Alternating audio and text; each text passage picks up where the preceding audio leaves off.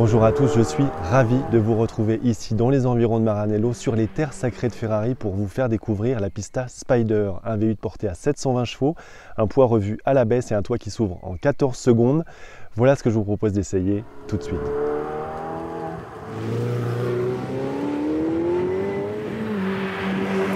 La première chose que je vais faire, c'est refermer le toit pour éviter de faire saturer le micro avec le vent.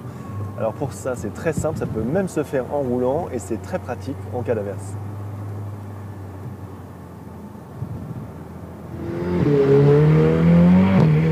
Rouler dans les environs de Maranello, c'est revenir à l'essence même de la passion automobile. C'est sur ces routes qui ont été testées à l'époque.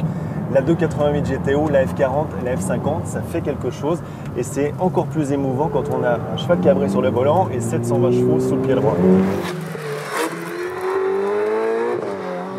Ferrari a beau dire que cette voiture a été développée pour la piste et qu'elle s'inspire des 488 Challenge et 488 GTE, il ne faut pas oublier qu'elle va être utilisée surtout sur la route. Alors voyons ce que ça donne dans la vraie vie.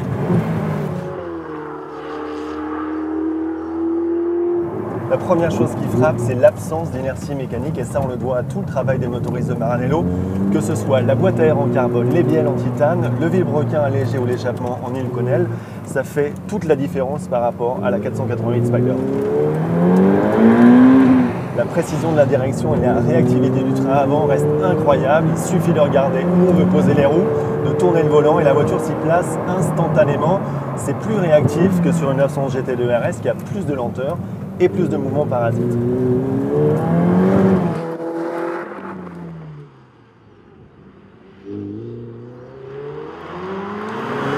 Et quand vous remettez les gaz en sortie de virage, ça explose, ça saute au visage, ça raccourcit les lignes droites, c'est très impressionnant. Alors on le souligne trop rarement, mais Michelin fait un travail fantastique, on a un grip phénoménal, on a juste quelques petites pertes d'adhérence à la réaccélération tellement il y a de couple, ça lui donne un côté brut de décoffrage un petit peu F40, c'est très sympa.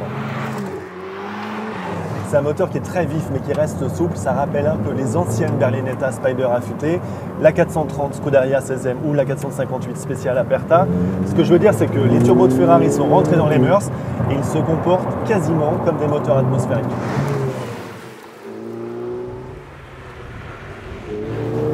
J'adore la façon qu'a ce moteur de passer du stade de la voiture normale à celui de la bête de course. On sent un vrai écart par rapport à la 488 Spider. Je dois vous avouer qu'au début, je ne comprenais pas bien l'idée qui consiste à retirer 100 kg d'une voiture pour lui remettre 100 kg en la transformant en cabriolet. Je ne voyais pas où Ferrari voulait en venir, mais après l'avoir conduite, c'est beaucoup plus clair. En fait, Maranello veut tout simplement exacerber les sensations de conduite de la Pista.